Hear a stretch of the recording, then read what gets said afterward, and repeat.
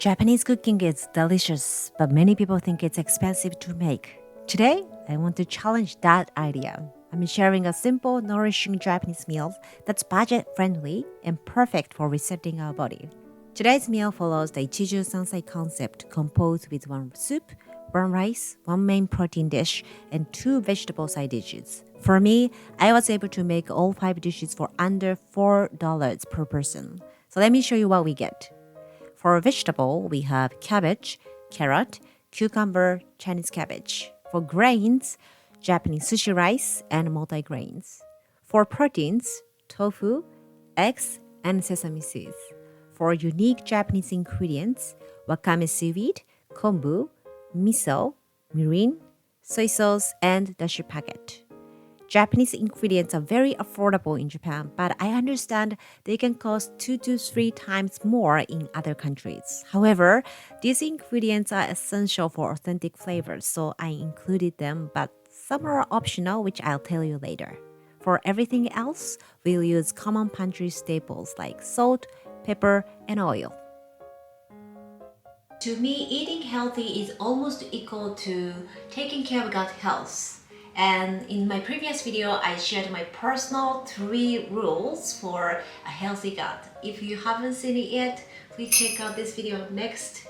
To recap, today's meal follows these principles. Number 1, incorporate fermented foods. Number 2, eat a variety of colorful ingredients.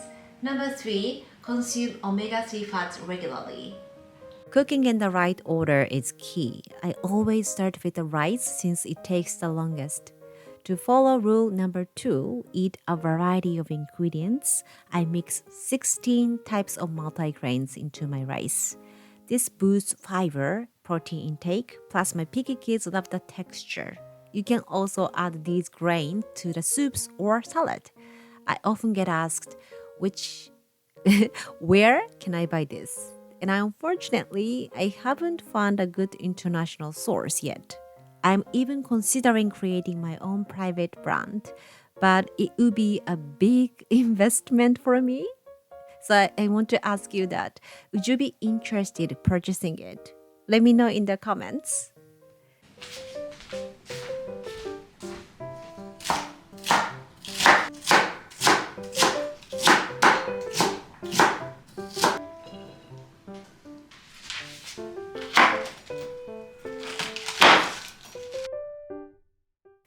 If you are a beginner, I recommend chopping all your vegetables first and placing them in a tray.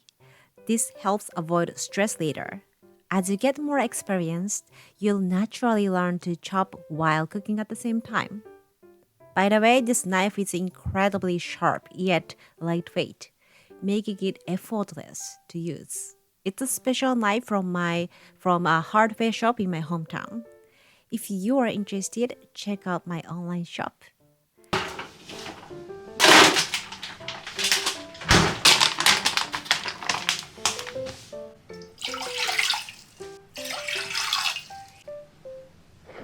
I see miso soup as a drinkable supplement. Pack it with the protein and leftover veggies. You can use potatoes, broccolis, onions, and any affordable seasonal ingredients. Just add a dashi packet, water, and chopped ingredients. Simmer for a few minutes, then dissolve miso paste and add wakame and tofu.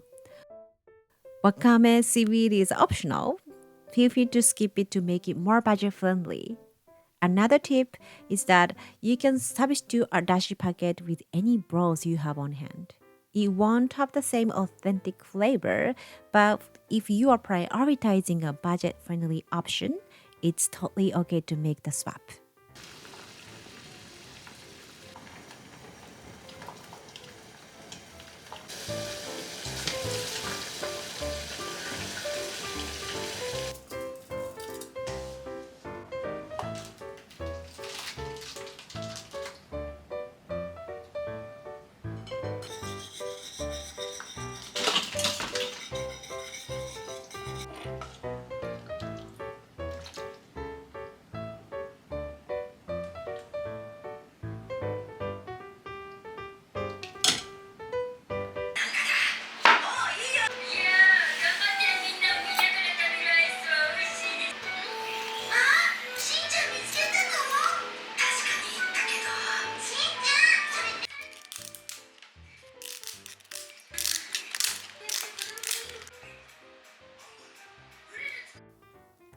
I actually made this 2 days ago and let it marinate in the fridge. Just mix cucumber, kombu, and a couple of seasonings and massage them together. Let it sit in the fridge and ready to bite.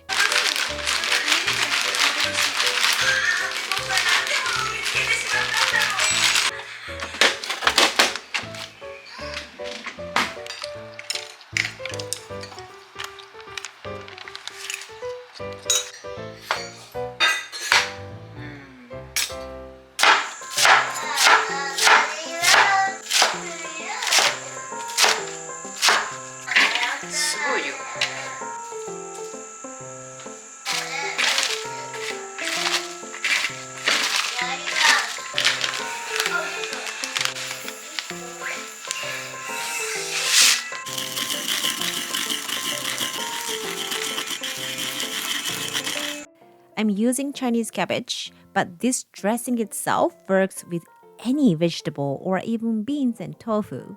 Make sure to toast and grind the sesame seeds. This simple step boosts the absorption of nutrients and release amazing aroma.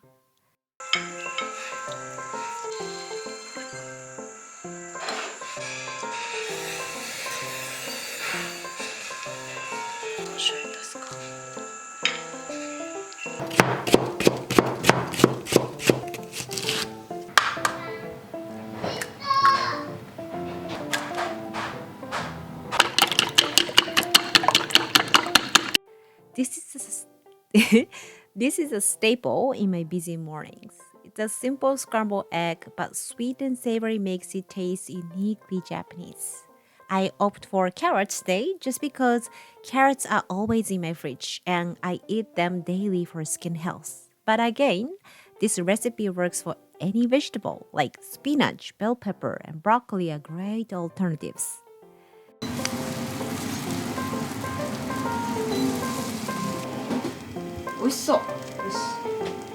Cooking isn't the final step. Eating mindfully is just as important. Chewing well and enjoy your food is the cheapest way to stay healthy. As a Japanese person, from a young age, I naturally learned hara-hachiju. I even stumble with Japanese. Sorry. So hara-hachibunme, which means eating until 80% full in English. Even if you don't have time to cook, try setting aside time to eat slowly. If my tableware collection can help make your mealtime more enjoyable, I'd be very, very happy. So when I was little, my parents didn't allow me to watch TV while we are eating. And that was kind of annoying, to be honest, because I wanted to watch the TV all the time. But that helped me develop a mindful eating habit. So I'm very grateful for my parents now. And that experience reminds me of how important it is to keep up discipline.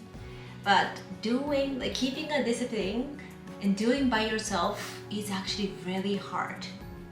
If you want to practice and build a sustainable habit of meal planning, and if you feel you need a supportive community to keep you motivated, join the Ikigai Cooking Club. We'll be waiting for you to join. So to those who have participated in Miwa's curated box survey from the last video, thank you so much. I wanted to send you emails to every one of you, but I didn't have your email address, so I'm saying it now. Arigatou gozaimasu. Thank you so much. Being content creator or entrepreneur, it's sometimes very lonely, but having this supportive community like you guys, I can ask the questions, opinions, and getting a feedback is what keeps me going. It really encouraged me a lot. So, arigatou gozaimasu. Okay, that's it for today. Thanks all for watching. See you on the next one. Bye bye. Mata ne.